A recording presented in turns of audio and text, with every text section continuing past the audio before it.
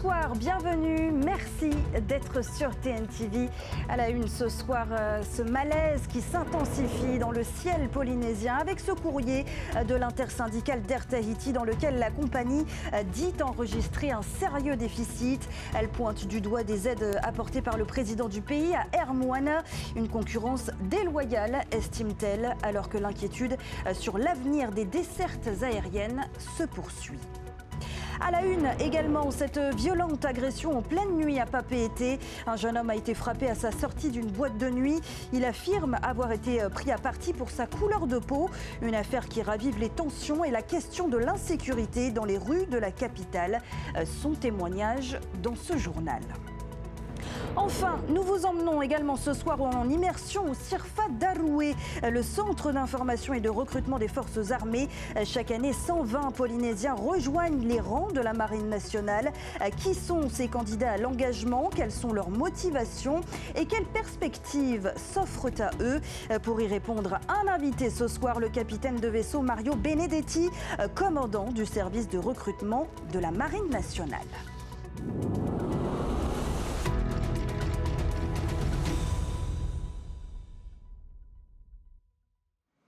C'est un courrier qui continue de cristalliser les tensions dans le ciel polynésien. L'intersyndicale d'Air Tahiti a donc adressé une lettre au président du pays pour exprimer son indignation, mais aussi son inquiétude face à une situation financière jugée inquiétante.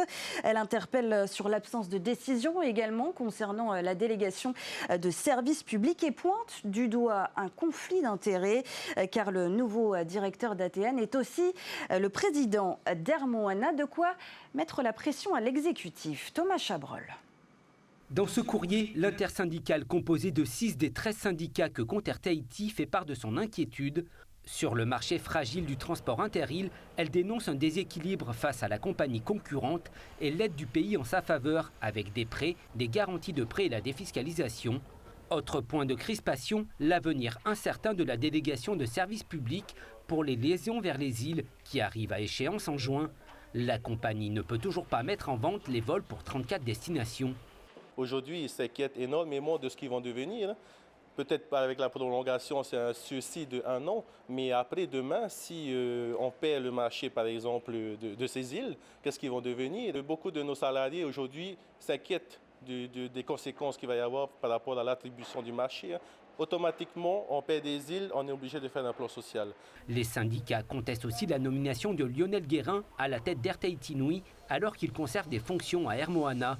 L'intersyndicale s'interroge sur un possible conflit d'intérêts et demande des réponses claires au pays pour évoquer l'avenir de la compagnie. On veut une rencontre avec le gouvernement pour justement garantir la sécurité des emplois de nos salariés. On n'est pas contre la concurrence, on le dit bien. Franchement, aujourd'hui, on bosse avec Air Moana, à l'escale, on s'entend bien. Dans l'attente d'une prorogation de la DSP et du prochain schéma directeur du transport aérien domestique, des changements de cap stratégiques pourraient être pris en 2026 et 2027. Voilà, et le président du pays, Moetai Broderson, est actuellement en déplacement à l'extérieur. Il annonce qu'une rencontre est prévue samedi avec l'intersyndicale. On évoque à présent cette violente agression samedi dernier en pleine nuit à Papeete. Un jeune homme a été violemment frappé à sa sortie d'une boîte de nuit. Il affirme que sa couleur de peau est à l'origine de l'attaque. Le jeune homme, né d'une mère tahitienne, dénonce également des injures racistes répétées. Une affaire qui soulève un malaise profond, mais aussi des questions sur l'insécurité dans les rues de la capitale. Son témoignage a été recueilli par Sam Teinauri. Les faits se sont déroulés ici, à l'aube. La victime rentrait chez elle après avoir passé une soirée en boîte de nuit avec des amis. Il avait croisé le chemin d'un groupe de personnes fortement alcoolisées. J'ai vu à peu près une trentaine de personnes et il y a eu deux auteurs principaux, on va dire, qui m'ont agressé principalement pour ma couleur de peau au départ, on va dire, et aussi gratuitement. Dans le sens où je sortais de boîte de nuit. Je me suis approché d'eux amicalement, on va dire. Je lui ai dit Yarana. Et c'est là que l'un d'eux a commencé à me plaire au frappe.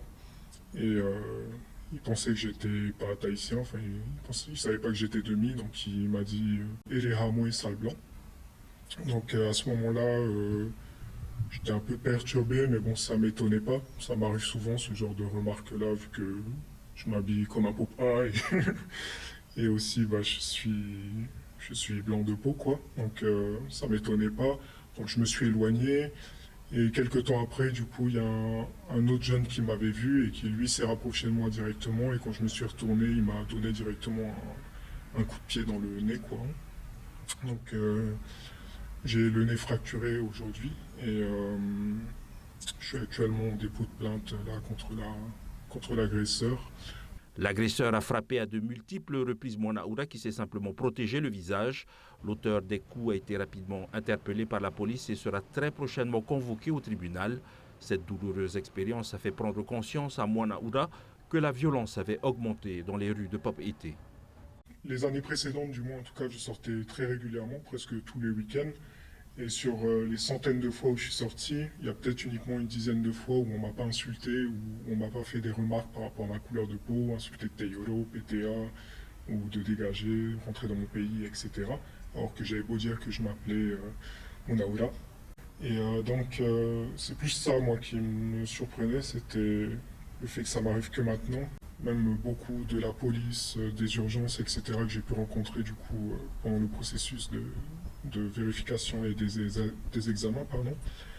Beaucoup ont pu me dire que Papeete n'est plus considéré comme une ville sûre. Voilà pour ce témoignage.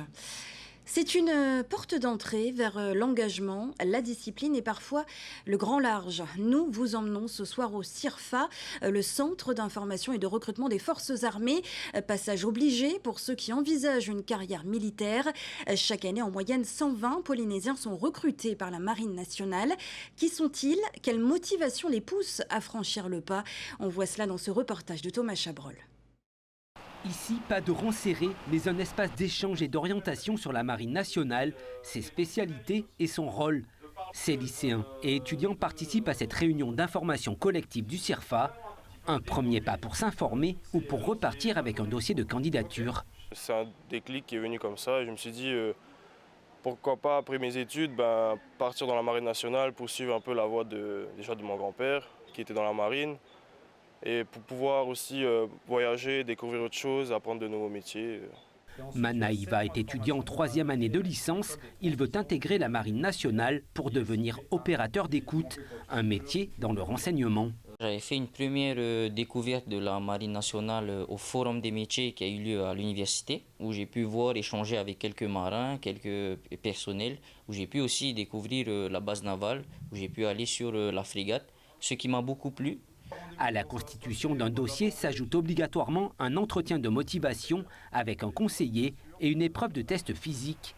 Les candidats doivent aussi répondre à un test psychotechnique et s'entretenir avec un psychologue. Dans ce processus de sélection, un bilan de santé est également établi avec un médecin. Ça, c'est la visite de sélection. Une fois qu'ils auront fini leur processus de recrutement, qu'ils sont retenus, le jour de leur intégration dans l'armée, ils feront ce qu'on appelle une visite d'incorporation. Ce sera un entretien avec un infirmier qui va vérifier qu'il n'y ait pas eu de nouveaux éléments, de nouveaux faits médicaux entre cette visite de sélection et le jour de l'intégration. À 20 ans, Vainui n'attend plus que le feu vert de la psychologue. Son dossier de candidature est en bonne voie pour être validé. La jeune femme pourrait d'ici quelques mois se retrouver au cœur de l'aéronaval et débuter en tant que matelot pont d'envol, d'abord en école et sur un bâtiment de la marine ensuite. Vu que j'adore l'aéronautique, j'ai vu que sur la marine, il y avait ce métier en rapport avec les avions, les hélicoptères et les aéronefs. Et du coup, je voulais tenter ma chance, pourquoi pas, vu que j'adore l'aéronautique, de me lancer dans ce métier. Pour ces jeunes Polynésiens, c'est peut-être maintenant que commence une carrière sur les mers du monde avec la Marine nationale. Donc là, c'est deux métiers qu'ils ont choisis qui sont complètement différents. Donc un métier mot-pont-vol qui est matelot pont d'envol, vraiment sur le Charles de Gaulle, c'est un métier manuel, vraiment on est au cœur de l'action. Et l'autre, c'est plutôt du côté renseignement. Donc là, c'est vraiment un domaine qui recrute énormément en ce moment. La Marine recrute 120 Polynésiens chaque année. Si la majorité d'entre eux part dans l'Hexagone, ils sont une vingtaine à obtenir un contrat de 2 ans au Fénois après une sélection serrée. Mati a débuté il y a 1 mois sa formation pour découvrir dans un premier temps les métiers de la base navale. Ici à la base navale, donc, ils ont deux zones, ils ont la ZCS et la ZRN. Et à la ZRN, c'est là où il y a différents métiers comme la voilerie, la mécanique, il y a aussi l'électricité. Et moi, en entrant, j'ai découvert l'électricité. En entrant, pour moi, c'était la mécanique, mais là, en écoutant l'électricité et ce qu'ils font, ça me paraît assez intéressant. À Tahiti, le CIRFA est une passerelle essentielle pour sélectionner les prochains marins de la Défense nationale. Commandant Benedetti, bonsoir. Yaorana. Yaorana, merci d'avoir accepté notre invitation. Vous êtes le chef du service de recrutement de la Marine nationale. Vous êtes arrivé dimanche en visite en Polynésie. Quel est l'objet, plus concrètement, de votre venue au Fénois ? Alors ma mission, c'est de procéder au recrutement des jeunes qui vont constituer, donc les 4000 jeunes qui vont constituer chaque année les équipages de la marine d'aujourd'hui et de demain. Et vous voyez, mon unité est présente dans 60 CIRFA en métropole et 6 outre-mer. Et donc j'ai choisi, pour mon premier déplacement d'outre-mer, la Polynésie française. Parce que les Polynésiens, c'est un peuple de navigateurs, ils sont motivés, travailleurs, on a vu leur motivation. Et donc ce déplacement est pour moi l'occasion de venir à la rencontre des jeunes, de leur famille aussi. On sait que la famille, c'est important ici. Il y a d'ailleurs eu 2 journées d'information, il me semble, et de rencontres avec vous. Absolument, voilà, tout à fait. Aujourd'hui, j'ai participé à une séance d'information collective. J'ai parlé avec les jeunes et avec les parents, et donc des différentes possibilités qui existent au sein de la marine dans 80 métiers. Et on le voit, la marine en Polynésie communique beaucoup sur ses besoins en recrutement. Comment est-ce qu'on explique ce besoin constant de nouvelles recrues, cet intérêt finalement pour notre territoire ? Alors ici, donc la Marine nationale, effectivement, s'intéresse au recrutement puisque l'équipage total de la marine, c'est 38 000 marins. Donc les jeunes font en moyenne 10 ans au sein de la marine, donc c'est 10% que nous recrutons chaque année. Et localement et localement, c'est 120 jeunes qui rejoignent la marine. Alors, la Polynésie française, c'est pas étonnant, puisque la superficie maritime est l'équivalente de l'Europe, c'est 118 îles, 5 archipels, et le fait maritime est vraiment inscrit dans l'histoire des Polynésiens. Des Polynésiens dans l'ADN. Vous l'avez dit, vous proposez plus de 80 métiers dans la marine nationale, c'est très intéressant, lesquels sont réellement accessibles localement, sans avoir besoin finalement de se mobiliser, d'être mobilisés en métropole. Alors, nous recrutons donc de 18 à 30 ans, sans condition de diplôme, dans des métiers, donc, y compris localement, qui sont des métiers de soutien administratif, par exemple, dans les bureaux, des métiers techniques, notamment la maintenance dans les ateliers. Ça peut être également embarqué sur les bateaux ou dans l'aéronautique navale. Et puis, des métiers plus opérationnels, comme manœuvrier. Donc, globalement, cette première expérience de recrutement local est l'occasion d'un tremplin, peut-être d'une immersion pour aller vers des postes plus en métropole. Avec la majorité finalement des recrues sont obligées de partir. Alors, on leur propose cela avec toujours la possibilité de retour au Fénois. C'est-à-dire qu'un poste en métropole, c'est souvent la possibilité derrière d'avoir une affectation au Fénois. Oui, parce qu'il faut le dire, il y a quand même des réalités du quotidien d'un marin et des réalités surtout pour nos jeunes Polynésiens qui, certains parlent de crainte face à l'éloignement familial, l'embarquement long, encore un rythme opérationnel parfois soutenu. Et quelle est la réalité du quotidien d'un marin finalement ? Alors, le marin, en réalité, il sert dans l'une des 4 forces principales de la marine, c'est-à-dire les bateaux surface, les sous-marins, l'aéronautique navale ou les fusiliers marins. Il peut être également, par exemple, marin-pompier, dans les sémaphores, dans les ateliers, comme je le disais tout à l'heure. Ce qui se passe, c'est que le marin, en réalité, il n'a pas qu'un seul métier. C'est ça qui est extraordinaire, c'est que sur un bateau, c'est une ville flottante qui vit jour et nuit. Et donc, le jeune qui va être à la passerelle, par exemple, navigateur, il peut être en renfort s'il y a un risque incendie, par exemple, ou pour un accostage. Il peut avoir d'autres fonctions que celle qui découle de son métier principal. Et vous l'avez dit, les recrutements localement se font à partir de 18 ans.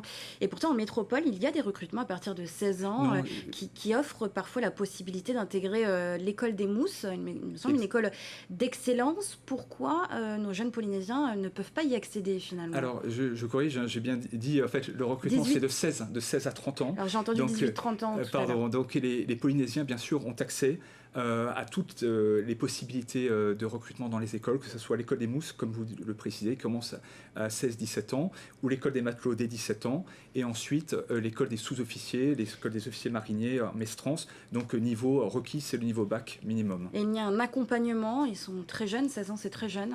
Oui, alors il est certain que venir en métropole, ça exige un accompagnement, donc ça c'est vraiment une de nos priorités, qui est d'informer, de sélectionner, mais aussi d'accompagner tout au long de leur processus et jusqu'à l'arrivée en métropole pour que cette immersion se passe dans des meilleures façons possibles, sachant que effectivement l'engagement au sein de la marine, c'est une succession d'étapes. On construit un parcours pas à pas. On a différentes possibilités, on commence dans un métier, dans un environnement, mais on peut évoluer. La méritocratie, c'est quelque chose qui marche très, très bien. Et puis ce à quoi les Polynésiens, les jeunes Polynésiens sont vraiment sensibles, c'est l'esprit d'équipage, qui là aussi est vraiment dans l'ADN, je crois, des Polynésiens. C'est-à-dire cet amour de la mer, mais aussi ce sens du collectif, de la solidarité. Et les salaires, les premiers salaires, ils commencent à combien pour un recrutement local ? Alors, les salaires, donc c'est une solde de base qui est indexée et qui après dépend de la situation familiale et aussi du fait d'être embarqué. Vous voyez, donc ça peut beaucoup évoluer. Donc ça peut commencer à partir de combien par mois, par exemple ? Alors ça peut commencer à 2 800 € par exemple pour un recrutement local, donc ça fait, environ. Ça fait 250 000 à peu près, si je ne me trompe pas. Je ne sais pas faire la conversion, mais c'est l'ordre de grandeur. Voilà. Voici pour la base. Merci beaucoup, commandant. J'avais encore d'autres questions. Malheureusement, le temps nous est imparti. Merci, commandant, d'avoir été notre invité ce soir pour toutes ces précisions. Il est temps à présent d'ouvrir notre page spéciale sur les élections municipales.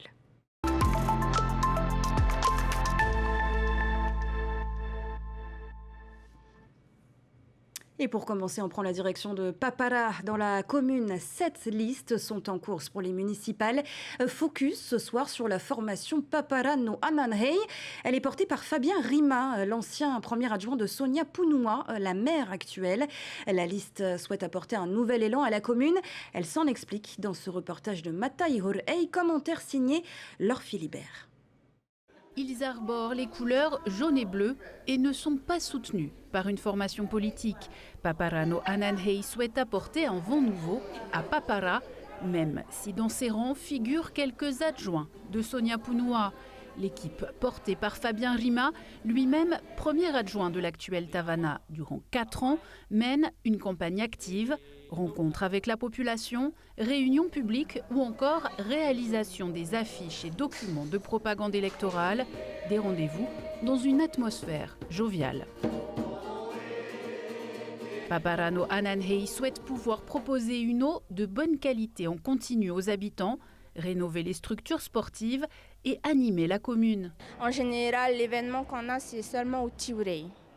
Non, ce n'est pas suffisant. Il faut les occuper toute l'année. Ce sont des enfants, des jeunes. Il faut les occuper tous les jours et toute l'année, en fait.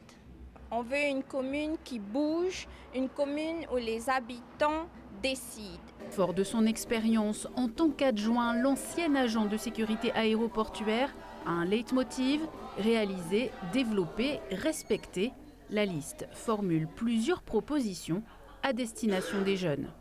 Avec les interquartiers, on va motiver les jeunes à se réunir dans un objectif commun, comme le Toamoa à Huahine. Ensuite, nous avons également pensé aux passionnés de Carbas. Et pour ça, on va mettre en place un hangar insonorisé. Nous avons déjà un investisseur. Ainsi, ils pourront pratiquer leur passion en sécurité et dans le respect de ses habitants.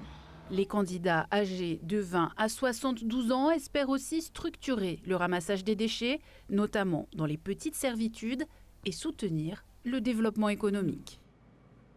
Et à Paea, c'est un ancien compagnon de route de Jackie Graff qui a choisi de reprendre la politique après 6 ans d'absence. Verona Tau se lance dans la course au municipal avec sa liste. Il arpente les quartiers de la commune à la rencontre des habitants. Une formation qui souhaite intégrer pleinement la population et la jeunesse aux débats municipaux. Écoutez les précisions de Verona Tau au micro de Nicolas Pérez. L'ouverture encore de nos annexes de mairie pour que dans ces moments de formation, qu'on puisse toucher pas simplement la population, mais aussi les jeunes. Parce qu'au niveau du conseil municipal, il y a bien des décisions qu'on peut prendre, mais il faut les prendre avec notre jeunesse. Direction maintenant la commune voisine à la rencontre de Kahea Vi'i. Il mène la liste Ahereia Puna Auya. Kahea Vi'i n'est pas un nouveau venu dans le paysage politique. Son engagement a commencé en 1998 à la tête du comité communal des jeunes du Tahuera avant de figurer sur la liste de son père pour les municipales en 2008. Employé à la mairie depuis 13 ans, Kahea Vi'i franchit aujourd'hui une nouvelle étape. Soutenu par Nui Hauloré, il souhaite placer l'habitant au centre des décisions. On l'écoute au micro de Veimiti Erlo et Naya Bennett. 3 grandes thématiques, le lien social et culturel, la proximité et la sécurité, et l'excellence et l'emploi. Nous mettrons en place une consultation citoyenne. Chaque fois qu'on doit faire de grands projets, la population sera consultée afin de donner un avis. Renforcer la police de proximité et également renforcer une présence dissuasive dans les quartiers prioritaires. Le quotidien des quartiers prioritaires, justement, un sujet sensible et important pour Daniel Van A à Aroué. Cet ancien gendarme porte la liste Tavini, Yaoé, Aroué. Leur programme repose sur 4 piliers, de l'éducation au développement économique en passant par la sécurité et le bien-vivre, avec une priorité, la jeunesse et leur quotidien parfois difficile. Écoutez les précisions de Daniel Van A au micro de Yann Roy. Notre priorité pour Aroué, c'est la jeunesse. Notre commune manque de dynamisme, une jeunesse qui est en manque de perspective, a beaucoup de difficultés à trouver un emploi. Et puis aussi, surtout, des familles qui n'ont plus de confiance vis-à-vis de la politique. Parce que bon, problème de logement, on voit des familles qui vivent maintenant à 3 à 4 générations sur le même toit. On pense que l'épanouissement vient par la réussite, et cette réussite elle vient par la réussite scolaire. Voilà pour l'actualité concernant les élections municipales. Je rappelle que le premier et le second tour auront lieu les 15 et 22 mars prochains. On termine par cet appel au don de lait maternel pour les bébés prématurés. Les réserves sont actuellement insuffisantes. Le Lactarium lance un appel urgent aux mamans allaitantes. Rendez-vous au CHPF si vous souhaitez faire un geste. C'est donc ainsi que se termine ce journal. Merci de l'avoir suivi. Juste après, retrouvez Ramzi Malouki dans Ciné Nuit.